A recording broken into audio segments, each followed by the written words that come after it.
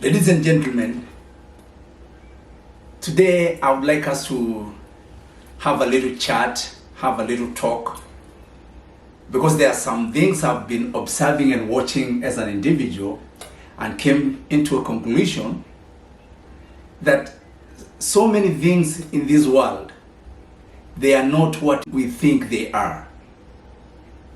What you have been told, a lot of these things, what you know to be truth would be a lie. What you know to be a lie will be the truth. Today I would like to discuss the issue of bad and good, evil and good.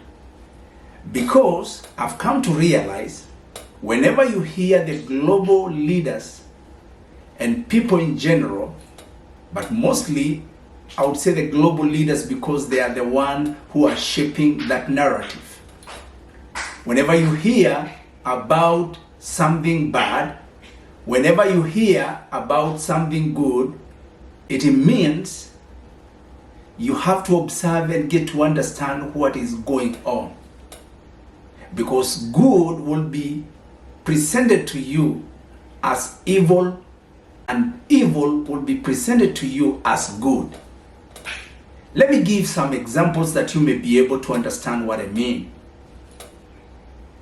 When we look at the kind of, let's say about leadership and some individuals, world leaders, sometimes they are portrayed as wicked people and very bad people, but in reality they are not that. When you follow what they are trying to do, these are very good people who are trying to change the livelihood of their citizens, or they are trying to change the livelihood of their people. But the globalists will never allow that to happen, because this world, we have a lot of wealth. If I may give an example, according to my little research, if you go to countries like the Great Britain, they are the greatest holders, or they have the greatest gold reserve. But why do we still have poverty in the world with such tremendous wealth and such tremendous resources that could change the livelihood not only of their country but even other countries? And mark you, some of these countries, the wealth they have, the gold they have, the resources that comes from Africa. But Africa is known to be poor. How is it that Africa is poor while they have all the resources? It means there is somebody somewhere. And I've come to realize this when I've been doing my research. I came to realize that Africa has never been allowed to breathe. We are not allowed to breathe. We are not allowed to be ourselves. We are not allowed to develop. We are not allowed to be. Those African leaders that had a good plan about Africa, most of them were assassinated. And is continuing even today. We had that as history, but we can say it right now. We can pinpoint it. The people who have been taken out in our time, and when we try to do a research about that person, you realize that he was a good leader who had good intentions for his people, for his nation, for his country. But the globalists will not allow that to prevail. Brothers and sisters, ladies and gentlemen, I want us and I want to challenge us to go and do a little research. Check on a lot of things that you have been told they are good. Leaders with good intentions, they are not allowed to be. They are not allowed to develop their countries. They are not allowed to be. Therefore, it is important for us to come to understand that those things that we are told, some of them we are told they are good, they are evil things. And some we are told they are evil, they are good. I would give you a very good example. We have leaders, some have been taken out, and you can know from the Middle East countries, some from Africa, when they talk about them, they talk about them as dictators. People who wanted to finish their community, who wanted to kill their people who don't care about nobody. But in reality, it is not that. It is just politics, and not only politics, it is the good intention of the people or leaders who want to change the livelihood of their societies, but the globalists will not allow that one to prevail. At the moment, I want us to talk about the president of Russia. I have refused. I think I have the imagination and I have the opinion like that of Nelson Mandela. Nelson Mandela said that we should not allow ourselves, that our allies, to dictate that their enemies be our enemies.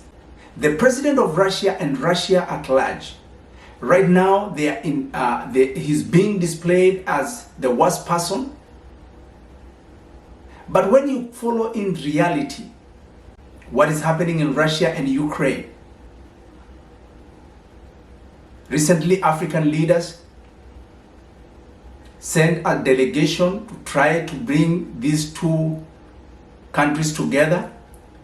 But in reality, you can just see that there is no intention for peace. There is no, people don't want peace. There are quarters that don't want peace, because most of the people that, as I'm telling you, what can you call the person who doesn't want peace? One person here, you talk to them, they say, I'm ready for peace. You talk to the other and say, no, I don't want peace, and we should not have peace. We should not discuss peace. I can echo the words of the former president of United States, Donald J. Trump, when he was asked in one of the interviews that would you want Russia to win or Ukraine to win? Would you want Ukraine to win?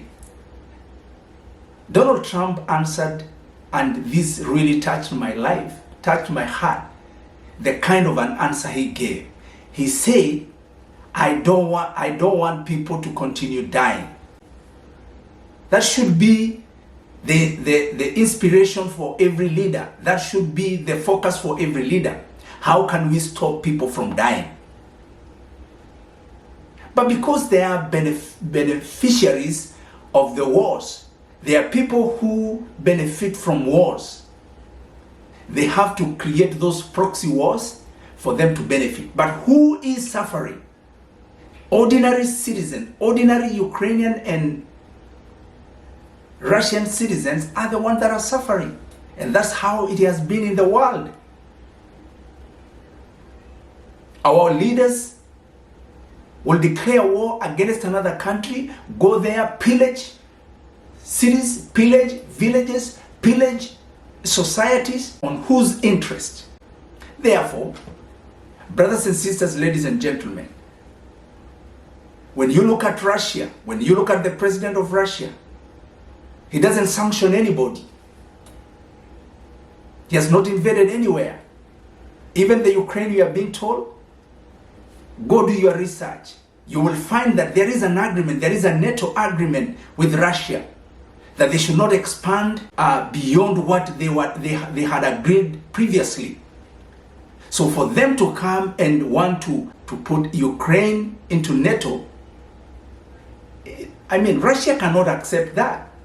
It is just like when even America cannot accept Russia to come and, set camp in the Caribbean islands.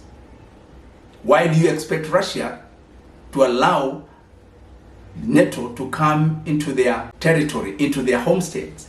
A lot of people will say Russia invaded Ukraine, but according to me and according to my little research, a lot of people don't want to speak the truth.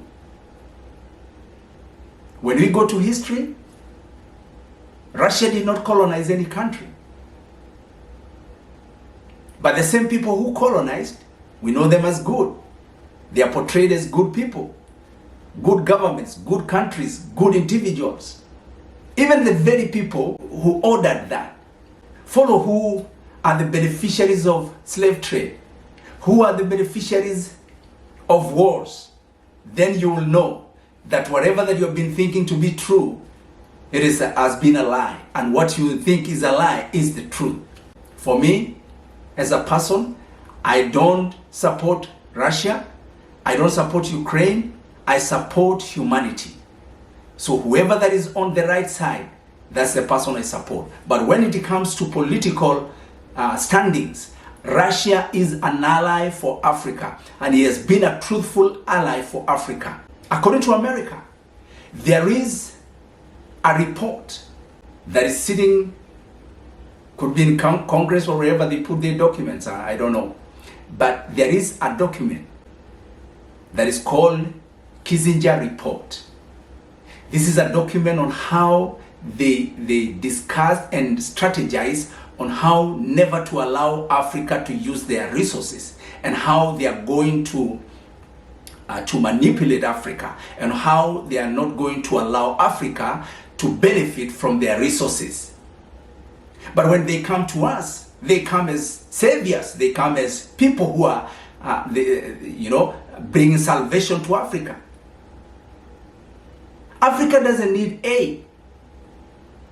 Africa needs to be left alone. Africa needs to be allowed to flourish. Africa needs to be allowed to be. And I promise you, Africa will be the greatest as it was. Because when you follow history, Africa is the cradle of civilization. Before the whole world had universities, we had great universities in Africa. The whole world was coming. If you go, the whole world was coming to be educated in African institutions and African universities. But what happened? The person who controls your history controls your destiny. That's why we have today, Africa is suffering. Africa is suffering in the hands of people who don't care about Africa. And the leaders, sometimes we get, they are brought in, they are rigged in, they are supported by the West just to stand there and defend their interest. Why do the rest of the world go and flourish? Why do the whole world, the rest of the world develop while Africa is not developing? It is because there is an intention, there is a plan, there is a conspiracy that they have used in Africa. Leaders who have been sitting down and strategize on how Africa will remain down, on how Africa will remain behind, on how Africa will not develop. People, nations and countries and governments have been stealing from Africa.